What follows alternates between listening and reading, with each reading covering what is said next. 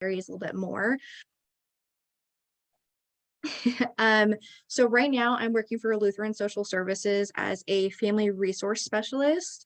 So basically what I do is I am the first call for DCFS. I go into the homes, do safety checks, that type of thing, and provide services and programs for those that may be in need of it. Of course, with the extension in my heart, I go into these homes and I'm like, these people would benefit so much from a program about this, from about this, I wonder what the literature says about that. So like she says, I have a literature mind, extension mind, and extension in my heart. So yeah. So I'm going to start my presentation. This is promoting the inclusion of diverse family structures. So the objectives of this presentation, after this, you'll be able to describe the importance of including family structures and community programs, identify discrimination and equity issues, theoretical connections, current research, public policies, and professional ethics within diverse family structures. And at the end, I will also give you an exclusion toolkit when working with diverse family structures. So to introduce this topic a little bit, diverse family structures have been excluded from community events for a long time, despite being a family. So a family is made up of two or more people related by adoption, birth, marriage, and one residence. This does include step families, families with grandparents raising grandchildren, single parent families, LGBT parents, blended and step families. But due to societal, social, and religious norms, also known as heteronormative, which means heterosexual nuclear families are the normal. These families are often forgot about and they're not given as much praise in community events or exclusion or inclusion. So while diverse family structures are common, they face discrimination and exclusion created for families and children. Specifically, when I was doing this, I was looking at how school and community programs often leave out their family structures in events, language, as they don't fit the traditional family mold. So it often puts children at a disadvantage. So a little bit of background I'll go over is current research, findings in discrimination and equity issues, theoretical analysis, and current public policy on different types of families. So when I was doing my current research, I focused specifically on 5 types of families: grandparents raising grandchildren, LGBT parents, step families, single parent families, and foster families. So I'll dive into a little bit of what I found from each of these families and research. So for grandparents raising grandchildren, grandparents often assume full or part-time responsibility for grandchildren due to family crises, removal of parental care, disability of child or the parent, parental death, incarceration, or even military deployment. When I looked at the Census Bureau, 2% of children in the United States live with a grandparent with no parent in the household as of 2020. While that may not seem like a lot, 2% of children is a wide demographic. Grandparents raising grandchildren can often face challenges like financial, legal, and emotional struggles as they take on the parenting role all over again. They also face discrimination and exclusion because some people believe that older adults do not have the capacity or the capabilities or even the financials to raise children again. In school, children often struggle with acknowledging their family structure when teachers use the language of parents rather than caregivers in assignments and in the classroom. For LGBT parents, often we see LGBT parents come out into the media, but they're very common. So according to one research by Gates in 2015, between 2 million and 2.7 million children under the age of 18 have LGBT parents raising them. Unfortunately, LGBT individuals and parents face a lot of discrimination from the heteronormative mindset. Along with social discrimination, some parents may face legal barriers due to state family legislation, because each state controls its parenting, foster, and adoption policies, practices, and procedures, um, which also puts them at a disadvantage, meaning that a private adoption agency could turn away LGBT parents just based on their sexuality, and overlook their capabilities to be an amazing parent to children who need it. Research has shown that LGBT parents, the children of them, very similar to those with heterosexual parents in regards to their academic performance, behavioral issues, and social-emotional health. So they're not going to be put at a disadvantage just because their parents are homosexual, bisexual, or any other type of part of the LGBT community. And stigma and discrimination stressors from their parents being discriminated against can create a stressful parenting environment, which can impact the children. So for step families, I grew up in a blended family, and so that's kind of what pushed my interest in diverse family structures, because I grew up not having somebody like me in the community or in my textbooks or my scenarios. Step families are really common, as 7% of children have at least one step parent living with them, but that doesn't include half siblings or step siblings or their parents remarrying or anything like that. So I think there's a larger percentage if we were to be able to do more research with that. Um, Step families often begin as nuclear families, but parental divorce and remarriage can create diverse family structures. Research has found that children in blended families struggle with half and step sibling relationships, and children of blended families may often feel shameful, confused, and excluded due to their family structure. For single parent families, single parenthood can be the product of cohabitation, divorce, death of a partner, or even just personal choice. Single parenthood is more common for mothers, as 2.14% of children live only with their mother, while 4.4% live only with their father, according to the US Census. Many single parents tend to struggle with poverty. They also tend to be younger and less educated, which puts these families more at risk for parental stress, emotional, physical challenges on children's well-being. Single parent families often struggle with social exclusion as well, due to a lack of time and money. So, for example, research has shown that children feel excluded in school and community events since their parent was unable to afford certain school events and extracurricular activities. Foster parents are often overlooked when it comes to diverse family structures, but they are very key in our child welfare system. Starting my new job, I can just tell you how important foster parents are, and why foster families need to be highlighted a little bit more in our programs. So children are in foster care for multiple different reasons, including neglect, parental drug use, physical abuse, and parental inability to cope. As of September 2020, 407,493 children were in foster care, according to the Adoption and Foster Care Analysis Reporting System of Illinois. Luckily, foster parents provide a stable home for these children, but they may face discrimination in community events and school programs due to the language and activities used.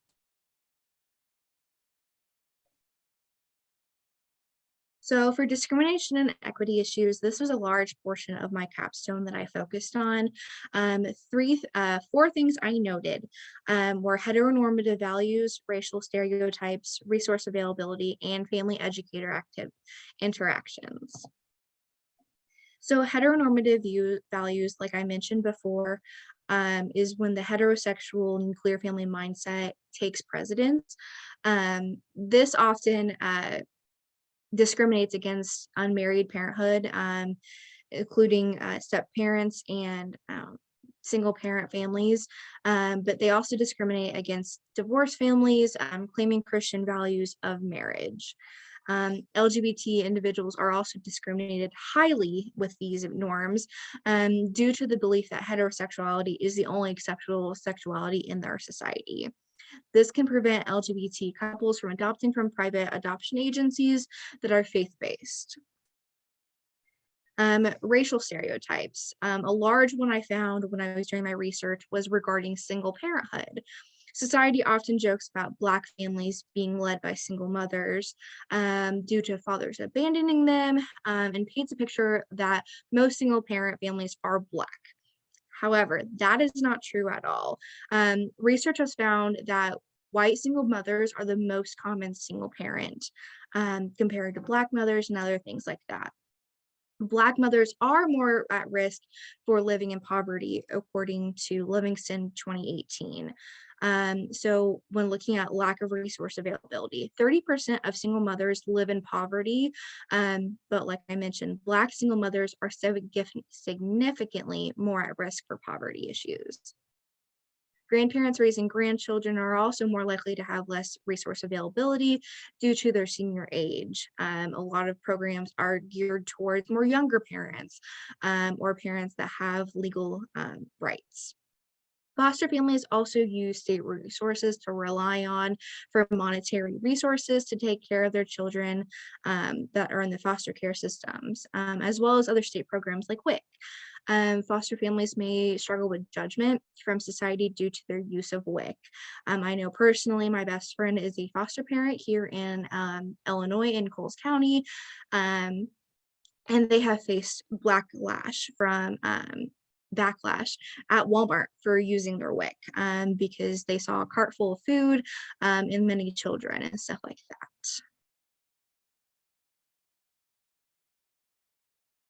So theoretical analysis. A part of my capstone was I had to take all these issues and all this research and then apply theories to them. So I picked two theories, the feminist theory and Bronfenbrenner's ecological systems theory. So when looking at the feminist theory, it definitely stands out because its perspective on family diversity.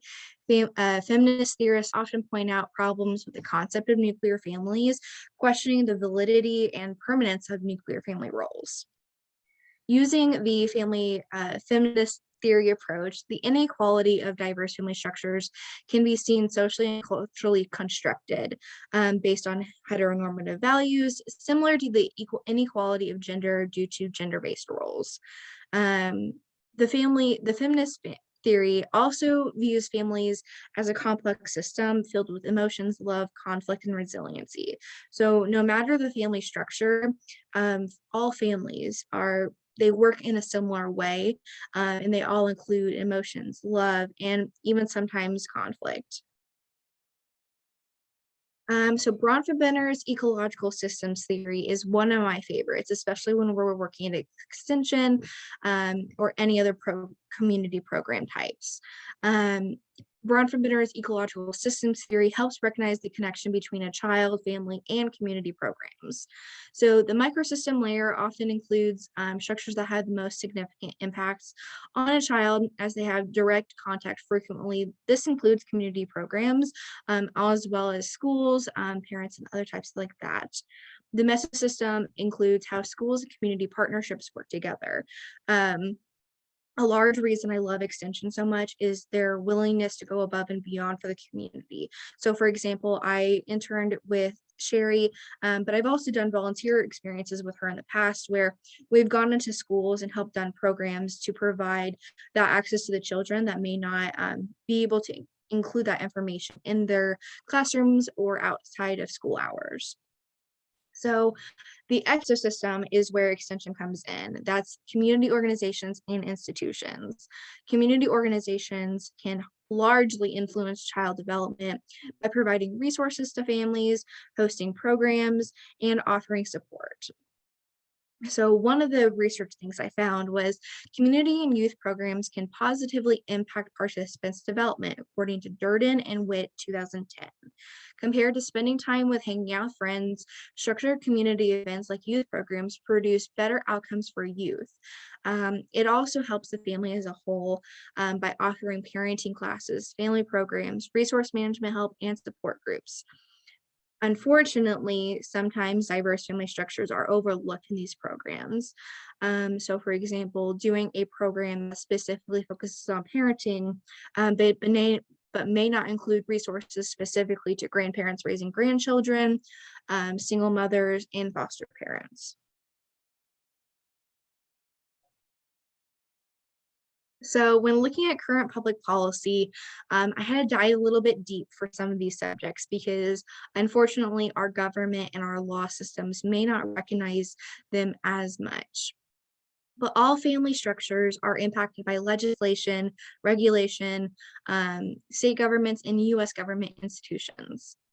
For foster parents, one of the laws that stood out was the foster parent law. This law lays out what the foster parents' rights are and their responsibilities, like the responsibility to communicate, for example. For LGBT families, Ober Obergefell versus Hodges found that there is no, every LGBT parent has um, every LGBTQ plus individual has the right to marry in the United States. Unfortunately, there is no federal law protecting the LGBTQ plus couple's right to adopt slash foster. While the US government has legalized same sex marriage, there's no federal law that prevents, private adoption agencies from saying, you can't adopt because, you're not heterosexual. So this law prevents LGBTQ plus families from adopting and fostering, while also hurting the thousands of children who are awaiting healthy and stable homes, just because of their homosexuality. Or step parents. I found this research extremely interesting, but there's inconsistencies in the Family Education Rights and Privacy Act, also known as FERPA, as well as the Health Insurance Portability and Accountability Act. So most US institutions have a bias towards nuclear families because there's no legal law that connects most step parents and stepchildren, which often prevents step parents from having a say in their stepchild's education, health, and welfare, no matter how long the step parents has been in that child's life. So according to FERPA, step parents have rights to educational records when they are present in their child's day-to-day life, and married to their biological parent. However, HIPAA requires step-parents to get a court order to access stepchildren's information, which seems kind of combative because one federal law is saying, yep, you can have all these rights and you have all this access to information, while the other does not. So there's a lot of inconsistencies in that public policy. So for single parent families, there's a large focus on child support in laws, but not all single parent families are because of divorce or any other type of cohabitation breakups. Most public policies target low income families as well, but the child support system is the central public policy for single parent families. So for example, um, there is a lot of laws that support the focus on child support, but there's none focusing on providing access to resources, more information, or even programs specifically focusing on single parent families. For grandparents raising grandchildren, public policy has done a great job at supporting grandparents raising grandchildren in the United States. So under Biden's administration, they've enacted the Supporting Grandparents Raising Grandchildren Act to address grandparents' complex issues when raising grandchildren. This includes financial constraints, health issues, and mental health issues. State governments have also enacted public policies that impact diverse family structures, including with grandparents. Also, the Illinois Department of Aging offers grandparents and other relatives raising grandchildren provide information and assistance to services, support groups, and respite care. So Illinois has done a great job at supporting grandparents raising grandchildren, which I think is extremely important into our society today, as grandparents are often the first person we go to when a child is involved in the child welfare system.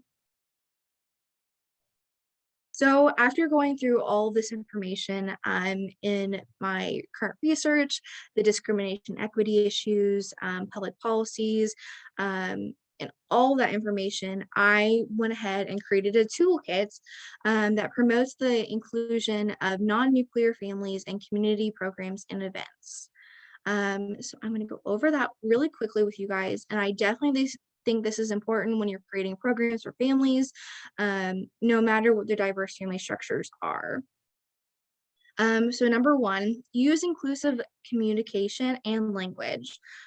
So while may not be something that people immediately think of, it's extremely important. So for example, don't say, give this to your mom and dad when you get home, but give this to the adult home when you give this to the adult when you get home, because um, eliminates the discrimination that a child may have only a mom and a dad at home, including instead of, caregivers, grandparents, that type of thing. For scenarios, include diverse family structures and scenarios. This could be the simple as, um, you know, uh, Maria's mom had this blah blah blah, but Mario's other mom included this. That type of thing, just so we get that out there more. I know as a child, when we were reading books and things like that, um, there was nothing on, stepmom, stepdad, half sister, half sibling. So I kind of went into things and, there was just this basic nuclear family, and I felt excluded in some things. Now, looking back, our society has gone a long way, including diverse family structures and scenarios, the education system, in books even. But I think as our work as community educators, we can do more in including them in the system as well. Encourage and expect respect. A large thing when we're working with children in programs or even some adults, is the disrespect towards diverse family structures, again, because of heteronormative values. So encourage and expect respect in your programs. That's a large thing, I think, in any program, but especially when you're working diverse family structures. Host programming surrounding diverse family structures. I hope after this presentation, you see a large need in your community about hosting a program for grandparents raising grandchildren or single parents in your community.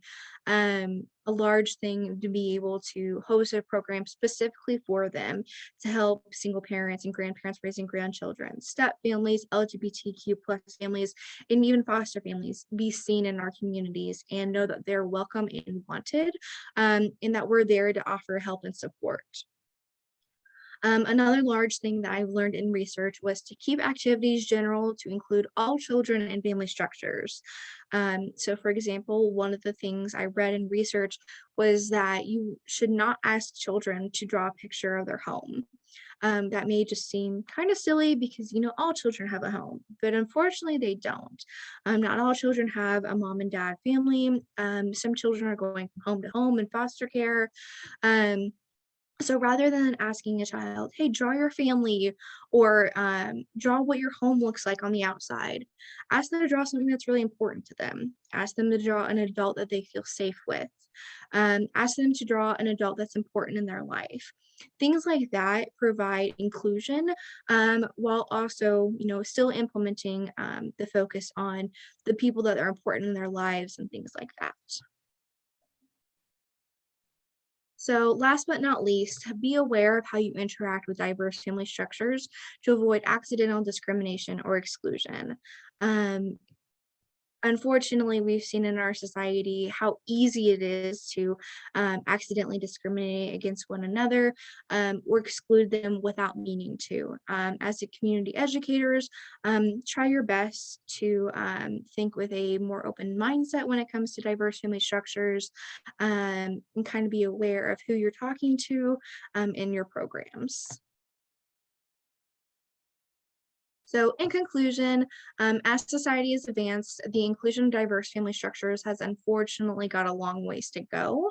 There's a large heteronormative focus on nuclear and first marriage heterosexual families, but as family life and community educators, we can promote the inclusion of diverse family structures at community events and in our community in general.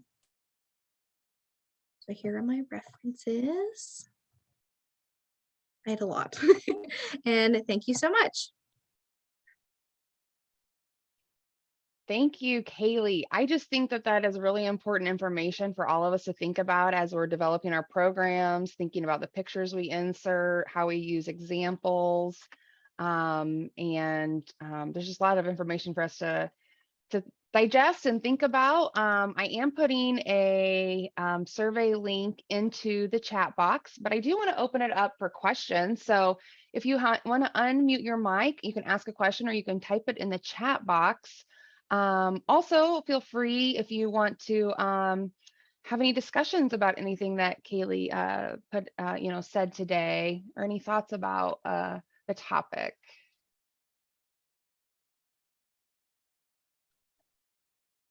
I put the title of our program in with the link because it does ask in the evaluation the date and the topic of the program to help everybody. So, Kaylee, this is Christy, and I just wanted to say thank you very much. And I'm always so excited when I hear younger generation educators because it fills me with just such hope. But you said something at the end of your presentation about, asking kids to draw things. And one of the things that brought up, I think you might have even mentioned this, were kids that don't have homes. So the homeless population and how that is totally, excluded from any curricula that I've ever delivered. So did you ever, did you research that at all, or have anything else to say about people that might not actually have a place to live? Yeah, so I haven't researched it specifically for homeless families, but a large portion of the single parent families was including poverty and homelessness.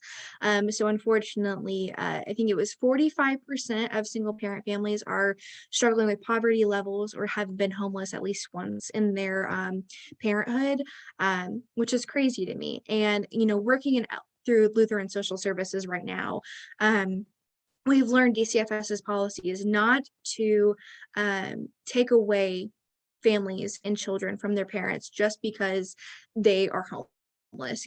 Our job is to provide services for them so they are able to get home and get back on their feet and things like that.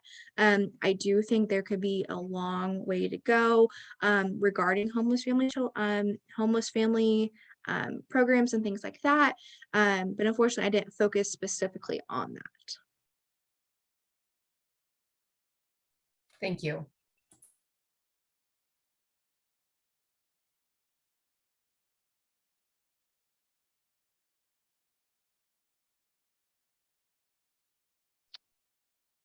any other questions out there or comments? You're getting a great job from Olivia. In your research, hi, this is Karen from Wisconsin. In your research, we have a group called It's All Relatives. So it's grandparents, aunts and uncles, people that are raising children, of their relatives. And we sometimes struggle in finding support pieces for them. So we bring in resources from the community so they're better aware of, what they can use and that kind of thing. But have you found any research about like family resiliency and different topics that could be presented to those family groups? Yeah, so a large thing with grandparents raising grandchildren I've seen in my research is the resiliency factors comes from family support, from mental health resources, and as well as, just having support in general from other people. The acknowledgement of you're doing a great job, and you need to be aware of that. That's a large part of it. Um, in my research, I focused specifically I did a blog post for Family Files for U of I Extension that focused on grandparents raising grandchildren. And a large part of it was mental health and self-care. So I think that's a large resource you could provide to these in programs for grandparents raising grandchildren or any other relatives raising grandchildren after being removed from their parents' care for any reason. Especially, being of older age, and having to redo the life cycle of parenting again. Having somebody there that's, reminding them, hey, have you taken care of yourself today? Have you, done something that you like to do? Reminding them Mhm. that being a grandparent or being their new legal guardian is not just their what is it? Their personality and who they are, their identity. It's not Mhm. just more. Um, so yeah, I think that would be a large thing to focus on. Wisconsin has done a great job, by the way, on focusing on diverse family structures. Through extension, I've done a lot of research with my master's degree, and I've used you guys multiple times in my research. So, Great, thanks.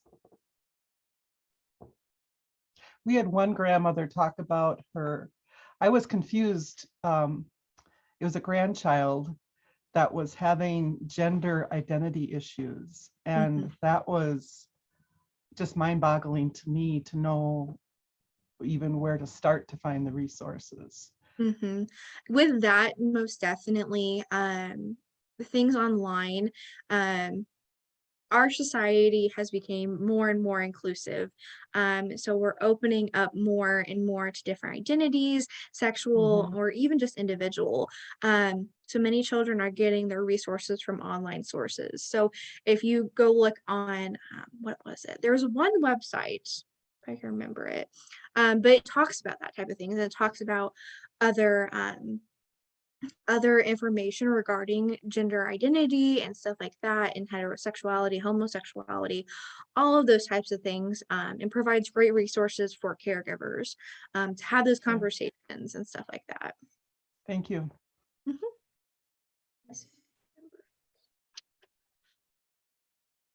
Sherry put in the chat box a link to our U of I blogs. You can read some of the blogs that Kaylee worked on during her internship with Sherry.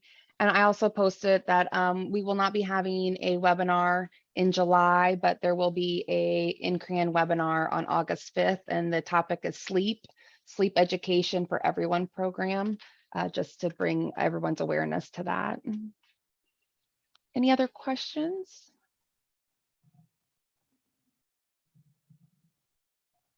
Hi, this is Katie from Ohio. Hi. Hi. So you were talking kind of from your research and your experience that you're having right Mm, now. Do you think families in any kind of structure are mhm. more likely to attend a program that is specific to their family structure, or any program that you feel like would be more inclusive? If that makes sense. Yes. Okay. So coming from a blended family, I saw my mom struggle a lot with stepmotherhood. That was a large thing that she struggled with, and she reached out to Facebook online. She took online courses on how to be more inclusive in her own family and home.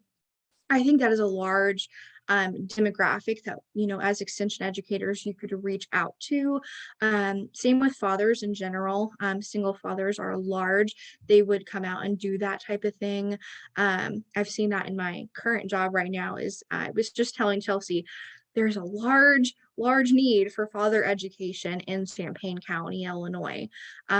So reaching out to like those type of things, but I also think on the evaluations and stuff like that, you could put on there, what type of family structure do you have, that type of thing. So you can see your audience and who they are and that type of thing. So you can see if you do have a program that came into your mind, you can host stuff like that too.